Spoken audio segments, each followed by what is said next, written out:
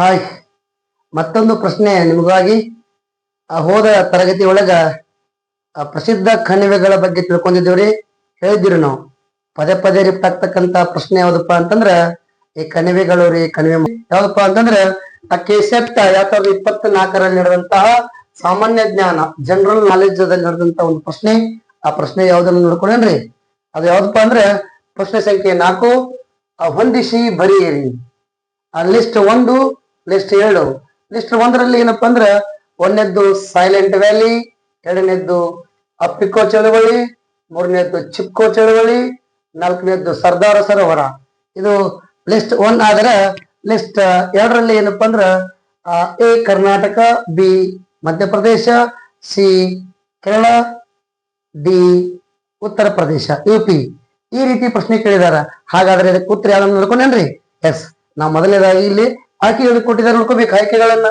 ನಮಗ silent valley ಎಲ್ಲಿ ಕಂಡು ಬರುತ್ತಪ್ಪ ಅಂದ್ರೆ ನಮಗ ಕೇರಳದಾಗ ಕಂಡು ಬರ್ತದೆ ನೋಡ್ರಿ, ಒಂದು ಸಿ.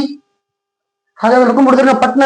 ಇಲ್ಲಿ ಆಯ್ಕೆ ಒಳಗೆ ಎ ಬಿ ಸಿ ಡಿ, ಒಂದು ಸಿ ಇಲ್ಲಿ ಐತ್ ನೋಡ್ರಿ, ಇಲ್ಲದರಿ. ಮತ್ತೆ ಇಲ್ಲಿ ಸಿ ಐತ್ ನೋಡ್ರಿ, ಎಲ್ಲಿ ಇಲ್ಲ. ಹಾಗಾದ್ರೆ ಸರಿಯಾದಂತ ಉತ್ತರ ಯಾವ್ದಪ್ಪ ಅಂದ್ರ ಎ ಆಗ್ತದ. ಹಿಂಗ ನಾ ಏನ್ ಮಾಡ್ಬೇಕಪ್ಪ ಅಂದ್ರೆ ಮ್ಯಾಥ್ ತಪ್ಪಾಲು ಹಿಂಗ ಒಳಗ ಮೊದಲ ಯಾವ್ದು ನಮಗ ಸರಳ ಅಂತಕ್ಕಂಥದ್ದು ಅದಲ್ಲ ನೋಡ್ಕೊಂಡ್ಬಿಡೋದು, ಅದೇ ಸರಿಯಾದಂತ ಉತ್ತರ ಆಗ್ತದ. ಎಸ್, ಹಾಗಾದ್ರೆ ಈ ಆಯ್ಕೆಗಳನ್ನ ನೋಡ್ಕೊಂಡಾಗ ಇವು ಏನು ನಾ ಮೊದಲ ಹೇಳಿದ್ದೀರಿ ನಿಮಗ, ಹೊಂದಿಸಿ ಬರೆಯಿರಿ. ಇದು ಒಂದು ಜೀವನದೊಳಗ ಹೊಂದಕೊಂಡು ಬದುಕುವುದಕ್ಕೆ ಕಲಿಸ್ತದ ನಮಗ. ಹಿಂಗೆ ನೋಡ್ರಿ, ಈಗಿನ ಸ್ಪರ್ಧಾತ್ಮಕ ಯುಗದೊಳಗ ಹೇಳಿಕೆ ರೂಪದ ಪ್ರಶ್ನೆಗಳು ಬರಾಕತ್ತಾವ್ರಿ. 1 ಸರಿ, 2 ಸರಿ, 3 ಸರಿ, ಯಾವ್ದು ಸರಿ ಅಲ್ಲ. 1 ಮಾತ್ರ ಸರಿ, 2 ಮಾತ್ರ ಸರಿ, 2 ಎ ಬಿ ಸರಿ, ಹಿಂಗೈತಿ. ಈ ರೀತಿ ಬರ್ತಾವ್ರಿ ಅವು. ಅದಕ್ಕೆ ನಾ ಹೇಳಾಕತ್ತಿದ್ರಿ, ವಿಷಯವನ್ನ ಕರೆಕ್ಟ್ ಆಗಿ 1 ಬಿಟ್ಟು 2 ಸರಿ ಆ ಪ್ರಶ್ನೆ ಸಂಖ್ಯೆ ಓದ್ಬೇಕು. ಹಾಗಾದ್ರೆ ಇವು ಯಾವ ರೀತಿಯಾಗಿ ಇವು ಏನು ಹೊಂದಿಸಿ ಬರೆಯಲು ಕೊಟ್ಟಿದ್ದಾರೆ? ಸೈಲೆಂಟ್ ವ್ಯಾಲಿ, ಅಪಿಕೋ ಚಳವಳಿ, ಚಿಪ್ಕೋ ಚಳವಳಿ, ಹಂಗ ಮತ್ತೇನಪ್ಪಾ ಅಂದ್ರ ಸರ್ದಾರ್ ಸರೋವರ. ಹಿಂಗ ಮ್ಯಾಚ್ ದ ಫಾಲೋವಿಂಗ್ ಕೊಟ್ಟಿದ್ದಾರೆ. ನಾವು ಇಲ್ಲಿ ನೋಡ್ರಿ, ಹಾಗಾದ್ರೆ ನಾವು ಏನಪ್ಪಾ ಅಂದ್ರ ಪ್ರಸಿದ್ಧವಾಗಿರ್ತಕ್ಕಂತ ಪರಿಸರ ರಕ್ಷಣೆಗಾಗಿ ನಡೆದಂತಹ ಏನಪ್ಪಾ ಅಂದ್ರ ಚಳುವಳಿಗಳು, ರಕ್ಷಣೆಯಾಗಿ ನಡೆದಂತ ಹೋರಾಟಗಳು ಇವು. ಹಾಗಾದ್ರೆ ಮೊದಲನೇದೇನೇನಪ್ಪ ಅಂದ್ರ ದ ಸೈಲೆಂಟ್ ವ್ಯಾಲಿ ಅಂದ್ರೆ ಮೌನ ಕಣಿವೆ ಯೋಜನೆ. ಮೌನ ಕಣಿವೆ ಯೋಜನೆ ನೋಡ್ರಿ, ಇದು ಜಲವಿದ್ಯುತ್ ಅಲ್ಲಿ ಏನಪ್ಪಾ ಅಂದ್ರ ಹೋರಾಟ, ಒಂದು ಜಲವಿದ್ಯುತ್ ಅಣೆಕಟ್ಟನ್ನು ಕಟ್ತಾ ಇರ್ತಾರ. ಅದಕ್ಕಾಗಿ ಏನಪ್ಪಾ ಅಂದ್ರ ಜೀವಿಗಳ ರಕ್ಷಣೆಗಾಗಿ ನಡೆದಂತ ಒಂದು ಕೆಳರಾಜ್ಯದಂತ ಯಾವುದೋ ಒಂದು ಚಳವಳಿ ಯಾವ್ದಪ್ಪ ಅಂದ್ರೆ ಸೈಲೆಂಟ್ ವ್ಯಾಲಿ, ಮೌನ ಕಣಿವೆ ಅಂತ ಕರಿತೀವಿ ನಾವು. 1973ರಲ್ಲಿ ಪ್ರಾರಂಭವಾಗಿ 1985ರವರೆಗೆ ಏನಪ್ಪಾ ಅಂದ್ರ ಇಲ್ಲಿ ನಿರಂತರವಾಗಿ ಆ ಜೀವ ಪರಿಸರ ರಕ್ಷಣೆಯಾಗಿ ನಡೆದಂತಹ ಒಂದು ಚಳವಳಿ ಸೈಲೆಂಟ್ ವ್ಯಾಲಿ. ಇದು ಯಾರ ನೇತೃತ್ವದಪ್ಪ ಅಂದ್ರ KSS ಕೇರಳ ಶಾಸ್ತ್ರ ಸಾಹಿತ್ಯ ಪರಿಷತ್ತು ಅಂತಕ್ಕಂಥದ್ದು ಹೋರಾಟ ನಡೆಸ್ತದೆ. ಇದಕ್ಕೆ ನಮ್ಗೆ ಗೊತ್ತಾದ. ಹಾಗಾದ್ರೆ ಅಪಿಕೋ ಚಳುವಳಿ ನೋಡ್ರಿ, ಮರಗಳ ರಕ್ಷಣೆಗಾಗಿ ನಡೆದಂತ ಇದು ಎಲ್ಲಿ ನಡೆದ್ರಿ? ಕರ್ನಾಟಕ ನೋಡ್ರಿ. ಕರ್ನಾಟಕದಲ್ಲಿ ನಡೆದಂತ ಪರಿಸರ ರಕ್ಷಣೆಯಾಗಿ ನಡೆದಂತ 1983ರಲ್ಲಿ ನಡೆದಂತ ಪ್ರಸಿದ್ಧ ಒಂದು ಚಳವಳಿ ಯಾವ್ದಪ್ಪ ಅಂದ್ರ ಅಪಿಕೋ ಚಳವಳಿ. ಅಪ್ಕೋ ಅಂತಂದ್ರ ಬ್ಯಾಗರ್ನೋಗಿ ಅಪ್ಕೋದಲ್ರಿ, ಮರಗಳ ರಕ್ಷಣೆ ಕಡದಂತ ಏನಪ್ಪಾ ಅಂದ್ರ ಸರ್ಕಾರದ ವಿರುದ್ಧ ಏನಪ್ಪಾ ಅಂದ್ರ ನಡೆದಂತ ಎಲ್ಲಿದ್ರು ಉತ್ತರ ಕನ್ನಡ ಜಿಲ್ಲೆ ರೀ. ಉತ್ತರ ಕನ್ನಡ ಜಿಲ್ಲೆ ಒಳಗೆ ಏನಪ್ಪಾ ಅಂದ್ರ ಸಲ್ಯಾನಿ ಅಂತಕ್ಕಂತ ಒಂದು ಗ್ರಾಮ ಬರ್ತದ್ರಿ. ಅಲ್ಲಿರ್ತಕ್ಕಂಥ ಸ್ಥಳೀಯರು ಕೂಡಿ, ಗ್ರಾಮಸ್ಥರು ಕೂಡಿ ಒಂದು ಪರಿಸರ ರಕ್ಷಣೆಗಾಗಿ ಇರುವಂತಹ ಹೋರಾಟವೇ ಈ ಅಪಿಕೋ ಚಳವಳಿ. ಹಾಗಾದ್ರೆ ಅದರ ನೇತೃತ್ವವನ್ನು ವಹಿಸಿದವ್ರು ಯಾರು? ಹಾಗಾಗಿ ಬಂದಾಗ ಪಾಂಡುರಂಗ ಹೆಗಡೆ ಅಂತಕ್ಕಂಥವ್ರು ಏನಪ್ಪಾ ಅಂದ್ರ ಈ ಒಂದು ಅಪಿಕೋ ಚಳವಳಿ ಹೋರಾಟದ ಮುಖಂಡರಾಗಿದ್ರು, ಹರಿಕಾರರಾಗಿದ್ರು ಅಂತೇಳಿ ನಾವು ತಿಳ್ಕೊಬೇಕಾಗ್ತದೆ ನೋಡ್ರಿ. ಹಾಗಾದ್ರೆ ಅದೇ ರೀತಿಯಾಗಿ ಚಿಪ್ಕೋ ಚಳುವಳಿ. ವಾವ್, ಚಿಪ್ಕೋ ಚಳುವಳಿ ಏನಪ್ಪಾ ಅಂದ್ರ ಇದು ಒಂದು ಸಹ ಪರಿಸರ ರಕ್ಷಣೆಗಾಗಿ ನಡೆದಂತಹ ಚಳವಳಿ. ಇದು ಎಲ್ಲಿಪ್ಪ ಅಂದ್ರ 1973ರಲ್ಲಿ ಪ್ರಾರಂಭವಾಗಿರ್ತಕ್ಕಂತಹ ಒಂದು ಹೋರಾಟವೇ ಚಿಪ್ಕೋ ಚಳವಳಿ. ಈ ಚಳವಳಿಯನ್ನು ಪ್ರಾರಂಭ ಮಾಡಿದವ್ರು ಯಾರಪ್ಪ ನೋಡ್ರಿ, ಸುಂದರ್ ಲಾಲ್ ಬಹುಗುಣ. ಎಸ್, ಸುಂದರ್ ಲಾಲ್ ಬಹುಗುಣ ಅಂಡ್ ಚಾಂದಿ ಪ್ರಸಾದ್ ಭಟ್ ಅಂತಕ್ಕಂಥವರ ನೇತೃತ್ವದೊಳಗೆ ನಡೆದಂತ ಒಂದು ಪ್ರಸಿದ್ಧ ಉತ್ತರಾಖಂಡ ಜಿಲ್ಲೆ, ಅವಾಗ ಉತ್ತರಾಖಂಡ ರಾಜ್ಯದೊಳಗರಿ ತೆಹರ್ಗಾರ್ ಜಿಲ್ಲೆ ಅಂತ ಕರಿತೀವಿ ನಾವು. ಆಗ ಉತ್ತರ ಪ್ರದೇಶ ಎಕ್ಸ್ಟೆಂಡ್ ಆಗ್ತದಾರೆ ಅದು.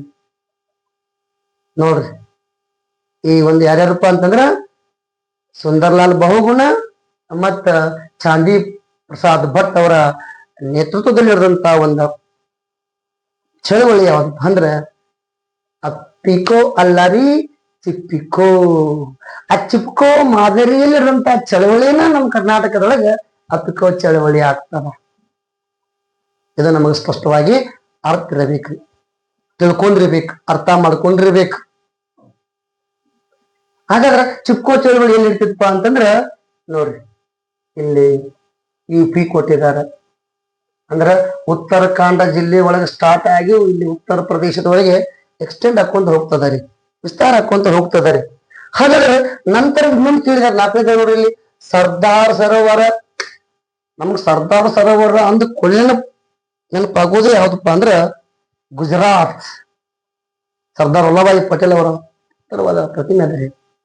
ಹಾಗಾದ್ರೆ ಏನ್ರಿ ಸರ್ದಾರ್ ಚಳವಳಿ ಮಧ್ಯಪ್ರದೇಶ ಕೊಟ್ಟಾರಲ್ರಿ, ಇಲ್ಲಿ ಗುಜರಾತ್ ಯಾಕೆ ಕೊಟ್ಟಿಲ್ರಿ? ಈ ಒಂದು ಹೋರಾಟ ಹೆಂಗದ ಅಂದ್ರ ಈ ಗುಜರಾತ್ ಸ್ಟಾರ್ಟ್ ಆಗಿ ಈ ಸರ್ದಾರ್ ಸರೋವರ ಅಣೆಕಟ್ಟ ನಿಷೇಧ ಮಾಡ್ಬೇಕಂತೇಳಿ ಈ ಗುಜರಾತ್ ರಾಜ್ಯ ಮತ್ತು ಮಧ್ಯಪ್ರದೇಶ ಮತ್ತು ಮಹಾರಾಷ್ಟ್ರ ರಾಜ್ಯದೊಂದಿಗೆ ಏನಪ್ಪಾ ಅಂದ್ರೆ ಇದೊಂದು ಯೋಜನೆ ಸ್ಟಾರ್ಟ್ ಆಗ್ತದೆ.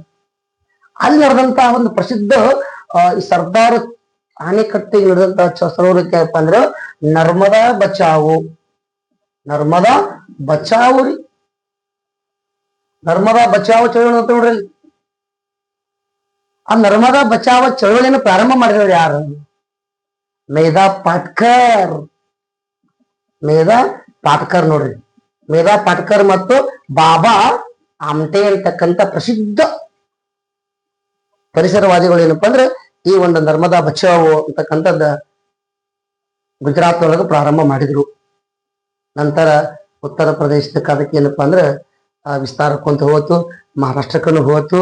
ಇವು ಏನಪ್ಪಾ ಅಂದ್ರ ಪ್ರಸಿದ್ಧವಾಗಿರ್ತಕ್ಕಂತಹ ಪರಿಸರ ಚಳವಳಿಗಳು ಅಂತ ಕರಿತೀವಿ ನಾವು. ಇತ್ತೀಚಿನ ದಿನಗಳಲ್ಲಿ ಏನಪ್ಪಾ ಅಂದ್ರೆ ಹೋದ ವರ್ಷದೊಳಗೆ ಏನಪ್ಪಾ ಅಂದ್ರ ವೃಕ್ಷ ಮಾತೆ, ಮರಗಳ ತಾಯಿ ಅಂತಕ್ಕಂಥವ್ರು ಯಾರಪ್ಪ ಅಂದ್ರ ಸಾಲು ಮರದ ತಿಮ್ಮಕ್ಕ. ನೋಡ್ರಿ, ಇಲ್ಲಿಟರೇಟರ್ ಪೀಪಲ್ ಆದ್ರೂ ಸಹ ಸಮಾಜದ ಒಂದು ಕೊಡುಗೆ ಯಾವ ರೀತಿ ಆಗ್ಯದ, ಪರಿಸರದ ಪ್ರೇಮಿ. ಸುಮಾರು 280ಕ್ಕಿಂತ ಹೆಚ್ಚು ಏನಪ್ಪಾ ಅಂದ್ರೆ ಇದ್ರೊಳಗೆ ಏನಪ್ಪಾ ಅಂದ್ರೆ ಮರಗಳ ನೆಟ್ಟ ವೃಕ್ಷ ತಾಯಿ ಅಂತ ಕರೀತಾರೆ. ಪದ್ಮಶ್ರೀ ಪ್ರಶಸ್ತಿ ಪಡೆಯುತ್ತಾರ, ನಾಡೋಜ ಪ್ರಶಸ್ತಿ ಪಡೆದುಕೊಳ್ತಾರ, ಪಂಪ ಪ್ರಶಸ್ತಿ ಕೊಡ್ತಾರ. ಹಿಂಗ ಹಲವಾರು ರೀತಿಯಾಗಿರ್ತಕ್ಕಂಥ ಪ್ರಶಸ್ತಿ ಪಡೆದ ಯಾರಪ್ಪ ಅಂದ್ರೆ ಸಾಲು ಮರದ ತಿಮ್ಮಕ್ಕ. ನೋಡ್ರಿ, ಇವು ಪ್ರಶ್ನೆ ಆಗ್ಬೋದ್ರಿ. ವೃಕ್ಷ ಮಾತೆ ಸಾಲು ಮರದ ತಿಮ್ಮಕ್ಕ ಅತ್ಯುನ್ನತ ಭಾರತ ನಾಗರಿಕ ಪ್ರಶಸ್ತಿ ಕೊಟ್ಟಿದ್ದವಪ್ಪ ಅಂದ್ರ ಪದ್ಮಶ್ರೀ ರೀ, ಪದ್ಮಶ್ರೀ ಬರ್ಕೈತ್ರಿ. ಇವು ಕೇಳ್ತಾರ ನಿಮಗ 2026 ನಡೆದಂತಹ ಭಾರತ ರತ್ನ ಪ್ರಶಸ್ತಿಗಳು ಬರ್ತಾವ್ರಿ. ಹಂಗ ನಾಗರಿಕ ಪ್ರಶಸ್ತಿಗಳು ಅದಾವ್ರಿ, ಪದ್ಮವಿಭೂಷಣ, ಪದ್ಮಭೂಷಣ, ಪದ್ಮಶ್ರೀ ಪ್ರಶಸ್ತಿಗಳು ಅಂತ ಹೇಳಿ. ಅದ್ರ ಬಗ್ಗೆ ಸ್ವಲ್ಪ ನೋಡ್ಕೋರಿ. ಅದನ್ನ ಮುಂದಿನ ಕ್ಲಾಸ್ ಒಳಗೆ ನಾ ಬರ್ತೇನ್ರಿ. ಅವಾಗ ಬಂದಾಗ ಏನಪ್ಪಾ ಅಂದ್ರ 2026ರಲ್ಲಿ ಪಡೆದಂತ ಭಾರತೀಯ ನಾಗರಿಕ ಸೇವಾ ಪ್ರಶಸ್ತಿಗಳು ಯಾವ್ಯಾವ ಅದಾವು, ಕರ್ನಾಟಕದ ಎಷ್ಟು ಮಂದಿ ತಗೊಂಡ್ರು, ಯಾವ ವಿಭಾಗಕ್ಕೆ ಎಷ್ಟು ಪ್ರಶಸ್ತಿಗಳು ಆದ್ರಿ, ಹಿಂಗ ಮುಂದಿನ ಒಂದು ತರಗತಿ ಒಳಗ ಈ ರೀತಿ ಇರ್ತಕ್ಕಂಥ ಪ್ರಶ್ನೆಗಳನ್ನ ತರ್ತೇನ್ರಿ ನಾ. ನಾ ಹೇಳಿದ್ದೀನ್ರಿ ಏನಪ್ಪಾ ಅಂದ್ರ ಈ ಡೆತ್ ವ್ಯಾಲ್ಯೂ ಅಂತಕ್ಕಂಥ ಹೋದ್ ಕ್ಲಾಸ್ದೊಳಗೆ ಹೇಳುವಾಗ ಕೇಳ್ತಾವ್ರು ಕೇಳಿರ್ಬೋದು ಅಂತೇಳಿ ನೋಡ್ರಿ ಕೇಳೇ ಬಿಟ್ಟಿದ್ದಾರೆ 2024 ಪ್ರಶ್ನೆ ಪತ್ರಿಕೆ ಒಳಗೆ ಅದು 2016 ಮತ್ತು ಅದರಲ್ಲಿ ಕೇಳಿದಂತ PSI ಪ್ರಶ್ನೆ ಪತ್ರಿಕೆ ಚರ್ಚೆ ಮಾಡಿದ್ವಿ ನಾವು.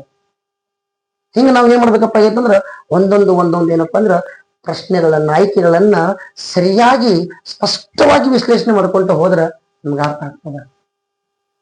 ಅದಕ್ಕಾಗಿ ಸ್ಪರ್ಧಾ ಮಿತ್ರರೇ, ನಾವು ಎದಕ್ ಮೊರೆ ಹೋಗ್ತಾ ಇದೀವಪ್ಪ ಅಂತಂದ್ರೆ ಎಲ್ಲಾ ಬಿಟ್ಟಿವ್ರಿ ನಾವು. ನಿಮಗೆ ಉಚಿತವಾಗಿ ಯಾರು ಕರೆಕ್ಟ್ ಅನ್ಸದಾರಲ್ಲ ಅವ್ರ ಕ್ಲಾಸ್ಗಳನ್ನ ಕೇಳ್ರಿ. ಫ್ರೀ ಸೋರ್ಸಸ್ ಬಾಳ್ದಾವ್ರಿ. ಅದ್ರಾಗ ಗೌರ್ಮೆಂಟ್ ಎಡಿಷನ್ ಬುಕ್ ಅದಾವ್ರಿ ಎಲ್ಲಾರಿ. ಆ ಬುಕ್ಗಳನ್ನ 6 to 12 ಮಟ್ಟ ಓದ್ರಿ. ಯಾವುದೇ ಪರೀಕ್ಷೆಗಳನ್ನ ನಾವು ಈಸಿಯಾಗಿ ಪಾಸ್ ಆಗ್ತೀವ್ರಿ.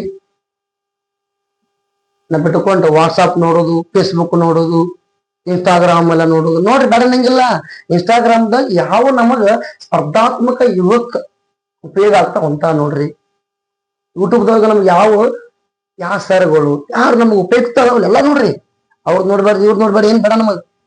ನಮಗ್ ಏನ್ ಬೇಕಾಗೈತಿ ಅಂದ್ರೆ ಕಲಿಬೇಕಾಗೈತಿ. ನಮಗ್ ಸ್ಪರ್ಧಾತ್ಮಕ ಯುಗದೊಳಗ ನಾವೇನ್ ಮಾಡ್ಬೇಕಾಗೈತಿ, ಒಂದು ಸೀಟ್ ಸರ್ಕಾರ ನೌಕರಿ ಹಿಡಿಬೇಕಾಗೈತಿ.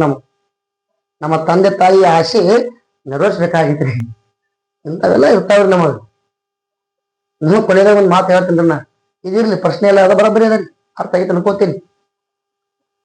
ನಿಮ್ಮ ತಂದೆ ತಾಯಿ ಪಡ್ತಕ್ಕಂಥ ಶ್ರಮ ಏನಪ್ಪಾ ಅಂದ್ರ ಕಷ್ಟ ನಮ್ಮ ನೆನಪು ಮಾಡ್ಕೋಬೇಕು ನಾವು.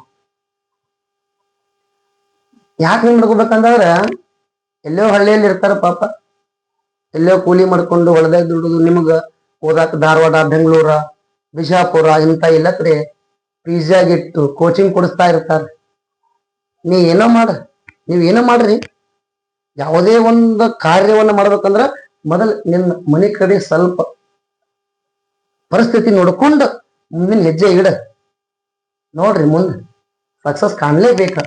ಯಾರಿಗೆ ಬಡತನ ಅಂತಕ್ಕಂಥದ್ದದ, ಯಾರಿಗೆ ಓದ್ಬೇಕಂತ ಹಸಿವದ, ಅವೆಲ್ಲ ಇರ್ತಕ್ಕಂಥವು ಏನಪ್ಪಾ ಅಂದ್ರ ನಮಗೆ ಜೀವನದೊಳಗೆ ಅನುಭವ ಎಷ್ಟು ಆಗ್ತದ ಅಷ್ಟು ನಾವು ಸಕ್ಸಸ್ ಆಗ್ತೀವಿ ಅಂತಕ್ಕಂಥದ್ದು ಮಾತನ್ನ ಹೇಳುತ್ತಾ ಮತ್ತ ನೆಕ್ಸ್ಟ್ ಇನ್ನೊಂದು ಪ್ರಶ್ನೆ ಒಳಗೆ ಬರ್ತೇನ್ರಿ. ಅವಾಗ ಸಿಗೋಣ. ನಮಸ್ಕಾರ.